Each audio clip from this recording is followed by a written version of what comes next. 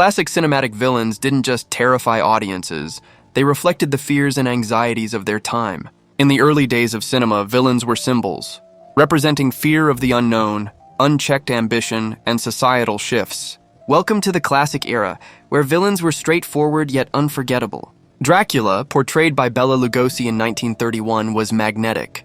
With his piercing gaze and aristocratic charm, Dracula wasn't just a monster, he was a metaphor.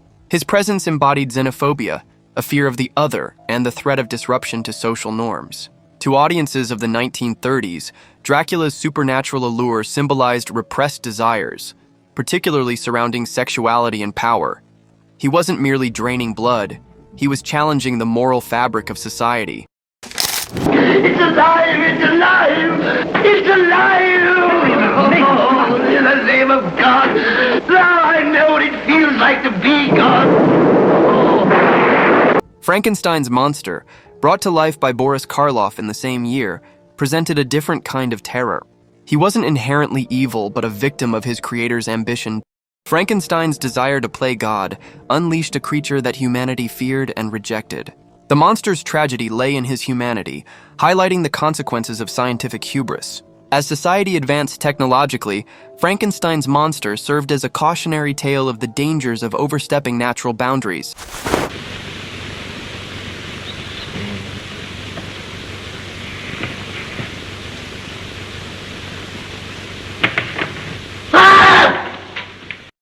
Imhotep, the bandaged villain in The Mummy, 1932, was another tragic figure. His actions, driven by love and a longing to reunite with his lost queen, made him relatable despite his malevolence. Imhotep symbolized the public's fascination with archaeology and the unease surrounding ancient curses. He wasn't just a villain. He was a reminder that some elements of history are best left undisturbed.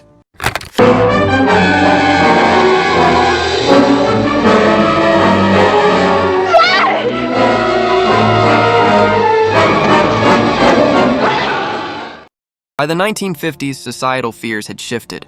The Creature from the Black Lagoon, 1954, emerged, a beast protecting its natural habitat from invasive scientists. The creature wasn't inherently evil, its actions reflected humanity's encroachment on nature. Post-war anxieties about environmental destruction found a voice in this underwater menace, making it a timely and poignant antagonist.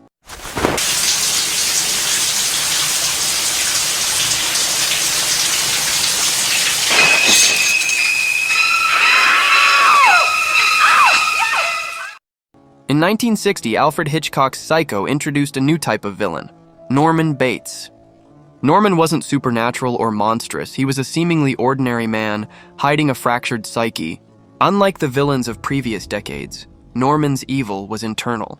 His split personality and unhealthy attachment to his mother made him a chilling psychological puzzle. Audiences were forced to confront the darkness lurking within humanity itself, shifting the perception of what a villain could be. Classic villains worked because they tapped into universal fears and mirrored societal anxieties. They reflected concerns about progress, the unknown, and the fragility of humanity. Each villain, from Dracula to Norman Bates, left an indelible mark, shaping the foundation of what cinematic antagonists could be. The 1970s and 1980s brought a seismic shift to the world of villains. The clean-cut morality of earlier decades began to blur, reflecting a society grappling with disillusionment, war, and cultural upheaval. Michael Corleone from The Godfather, 1972, exemplified this new era of morally gray characters.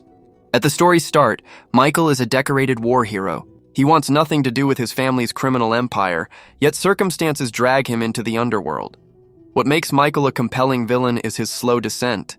Each decision he makes, justified by loyalty to his family, pulls him further from the man he once was. By the end of The Godfather Part 2, he is cold, ruthless, and utterly alone, having sacrificed everything, including his own humanity. You are unwise to lower your defenses. Darth Vader, introduced in Star Wars 1977, took the archetype of a villain to a galactic scale. Towering, masked, and wielding a red lightsaber, Vader was the embodiment of power and fear. But as the Star Wars saga unfolded, audiences learned there was more to him than his intimidating exterior. Anakin Skywalker, the man behind the mask, had once been a hero, a Jedi consumed by fear, love, and the promise of power. His story wasn't just about destruction, it was about the tragedy of losing oneself to darkness. Vader's eventual redemption through his love for his son, Luke, added a layer of humanity to his character, proving that even the most feared villain could find salvation. Hello, Clarice. Hannibal Lecter from The Silence of the Lambs, 1988, used his intellect as his weapon of choice. Cultured, articulate, and horrifyingly charming, Lecter was a different breed of villain.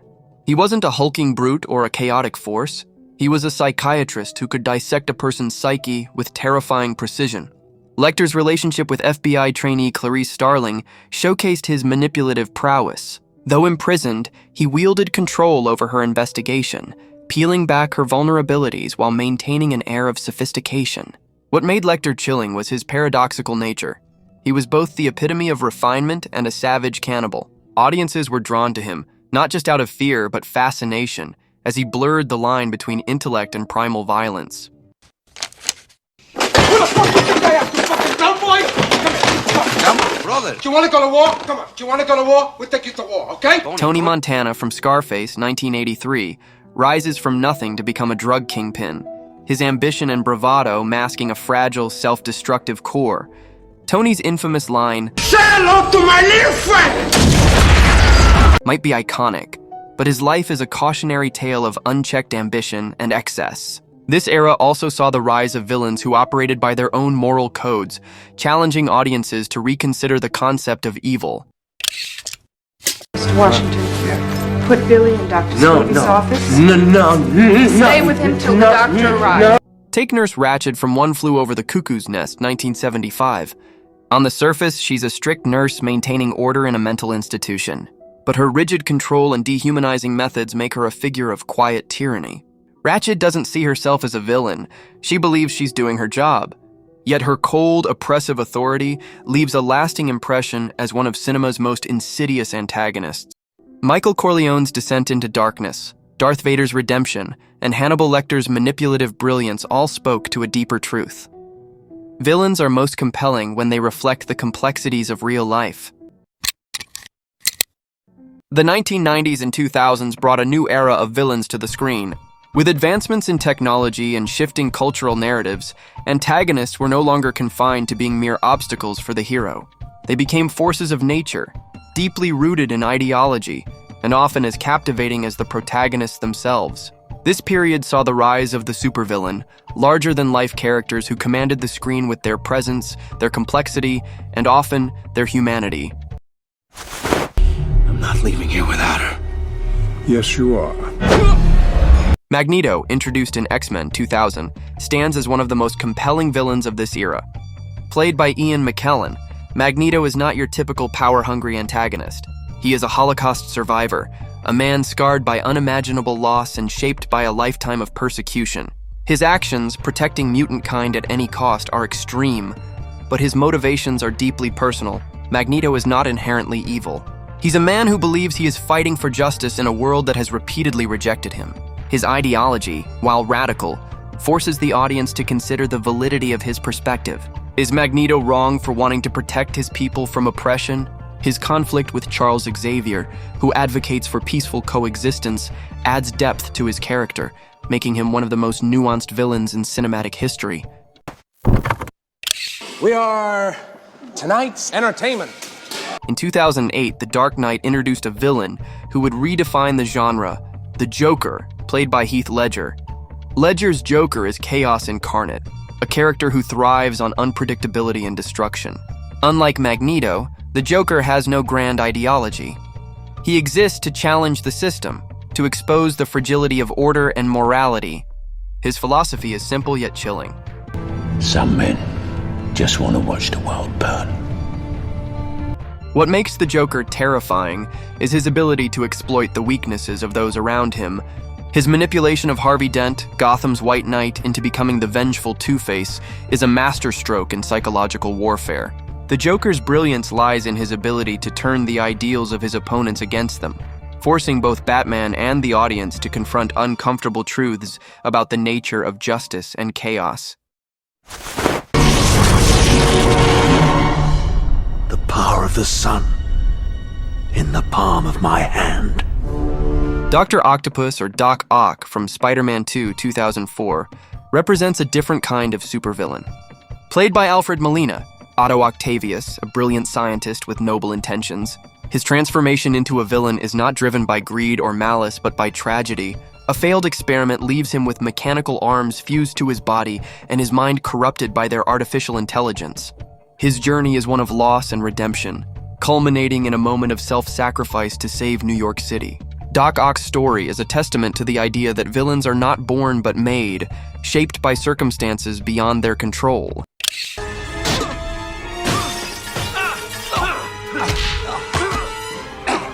Willem Dafoe's portrayal of the Green Goblin in Spider-Man 2002 offers another perspective on the supervillain archetype. As Norman Osborn, he is a powerful businessman and father, driven by ambition and the pressures of success. But the experimental serum that gives him his powers also fractures his mind, creating a dual personality. The Green Goblin is a manifestation of Norman's darkest impulses, a character driven by fear and rage. His conflict with Spider-Man is deeply personal, as he is both a mentor to Peter Parker and the father of Peter's best friend Harry.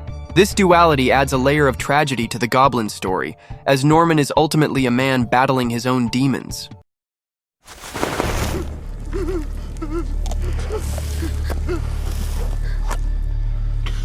Davy Jones, the barnacled captain from Pirates of the Caribbean, Dead Man's Chest, 2006, adds a unique blend of tragedy and menace to this era of villains. Played by Bill Nighy, Davy Jones is cursed to sail the seas aboard the Flying Dutchman, his heart literally locked away in a chest. His actions, collecting souls and wreaking havoc on the high seas, are born of heartbreak and betrayal. What unites the villains of this era is their psychological complexity. They are not one-dimensional forces of evil, but fully realized characters with motivations, vulnerabilities, and arcs. Magneto's fight for mutant rights, the Joker's anarchic philosophy, and Doc Ock's redemption all challenge the audience to see the world from their perspectives, blurring the line between hero and villain. The 2010s brought a transformation in the way villains were portrayed. This was the era when antagonists became deeply humanized. Titan was like most planets. Too many mouths, not enough to go around. Thanos, the Mad Titan from Avengers, is perhaps the most iconic villain of the decade. Played by Josh Brolin, Thanos wasn't just a powerful adversary, he was an ideologue. His mission to balance the universe by eliminating half of its population was rooted in a twisted form of logic. He genuinely believed that his actions were for the greater good, that sacrificing billions would save trillions. What made Thanos terrifying wasn't just his strength or his ability to wield the Infinity Stones, it was his unwavering conviction. He didn't see himself as a villain, but as a savior. His willingness to sacrifice even his beloved daughter Gamora demonstrated his belief in his mission's righteousness. He was a philosopher with monstrous methods, forcing audiences to grapple with uncomfortable questions about sacrifice, utilitarianism, and morality. It was taken by British soldiers in Benin, but it's from Wakanda, and it's made out of vibranium. Killmonger's motivations were rooted in his experiences of systemic injustice and the abandonment he felt by Wakanda. He was a tragic figure shaped by trauma and a lifetime of exclusion. His final line, "Just bury me in the ocean with my ancestors that jumped from the ships, because they knew death was better than bondage," cemented his legacy as one of the most thought-provoking antagonists of the decade.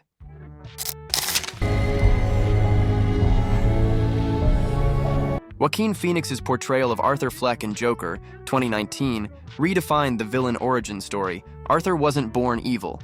He was created by a society that ignored, abused, and marginalized him. His descent into madness wasn't a sudden transformation, but a gradual unraveling, driven by isolation, mental illness, and systemic neglect. Joker challenged audiences to see the world through Arthur's eyes, forcing them to question how much of his villainy was his fault and how much was the result of the society that failed him. The film's climax, where Arthur fully embraces his new identity as the Joker, is both horrifying and heartbreaking, showcasing the fine line between victim and villain. Oh, somebody better be bleeding, broken, or on fire. In WandaVision, Marvel flipped the script on one of its heroes, transforming Wanda Maximoff into a complex antagonist. Wanda's actions, enslaving an entire town to create a fantasy world where her loved ones were alive, stemmed from grief and trauma. She wasn't malicious, but her pain caused her to inflict unimaginable suffering on others. Wanda's journey forced audiences to question what makes someone a villain, their intent, their actions, or the consequences of those actions. Her humanity made her both relatable and terrifying, proving that even heroes could cross into villainy when pushed to their limits. What happens if, I don't know, I do this? Homelander from The Boys 2019 present stands as a chilling reflection of unchecked power. His public persona as a patriotic hero contrasts sharply with his private actions, which include manipulation, violence, and a complete lack of empathy. Homelander is terrifying not just because of his power, but because he represents a world where those in authority are above accountability. As we approach 100 years of cinematic villains, it's fascinating to think about how these characters reflect the times they were created. What do you think the 2020s and 2030s will say about us through the villains we create, and who's your favorite cinematic villain of all time? I'd love to hear your thoughts in the comments. I will read and respond to anyone who made it this far in the video. And if you enjoyed this video, don't forget to like, subscribe, and stick around for more deep dives into film, storytelling, and the characters we love and love to hate.